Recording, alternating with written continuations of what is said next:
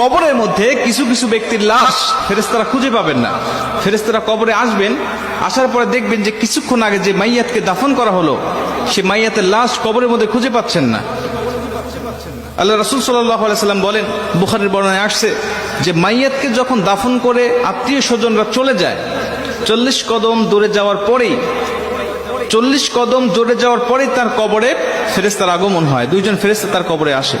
বুখারীর এক বর্ণনায় আসছে, আল্লাহ রাসূল সাল্লাল্লাহু আলাইহি সাল্লাম বলেন, আব্দু ইদা বুদিয়া ফি কবরিহি, যখন কোন বান্দাকে কবরের জগতে রাখা হয় তখন ওই বান্দাকে কবরে রেখে তার আত্মীয় স্বজন পাড়া প্রতিবেশীরা যখন চলে যায়, জুতার আওয়াজ এখনো শোনা যাচ্ছে কবর থেকে, তখনও ওই ফেরেশতারা তার কবরের মধ্যে উপস্থিত হয়ে যায়। ঠিক তখনই যখন কবরের মধ্যে ফেরেশতারা উপস্থিত হয়ে যায়, উপস্থিত হওয়ার পরে কিছু কিছু কবরে এসে দেখবেন যে কবরের মধ্যে লাশ খুঁজে পাওয়া যাচ্ছে না। ফেরেশতারা ডাক দিয়ে বলবেন, কি ব্যাপার?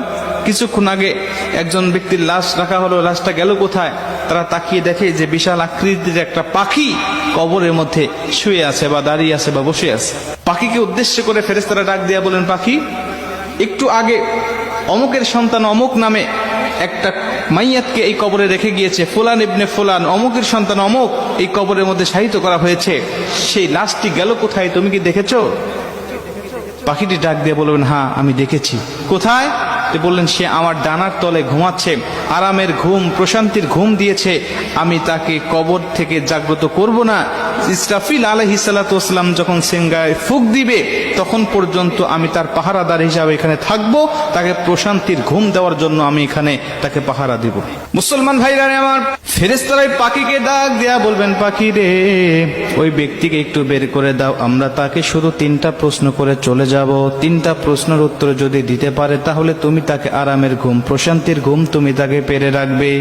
পাখিটি ডাক দেয়া বলেন, না, আমি তাকে বের করে দিব না, আমি তাকে বের হতে দেব না, আমি তাকে ডাক দিতে পারবো না। খবরদার তোমরাও উচ্চ স্বরে কথা বলবে না।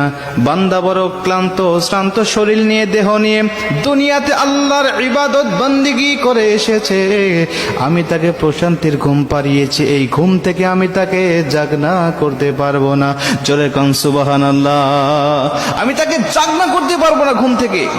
ফেরেশতারা ডাক দিয়া বলবেন, তোমাকে জাগনা করতেই হবে, কারণ আমি তাকে 3টা প্রশ্ন করব, তাকে রব সম্বন্ধে, দিন সম্বন্ধে আর নবী সম্বন্ধে তার কেমন ধারণা আছে, আমি তার কাছ থেকে এই জবাবদিহিটা নিতে চাই।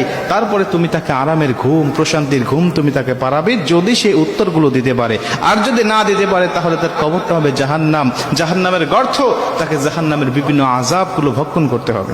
মুসলমান ভাইরা আমার, পাখিটি সঙ্গে সঙ্গে ডাক দিয়া বলেন, ফেরেশতা, তুমি জানো না এই ব্যক্তিকে আমার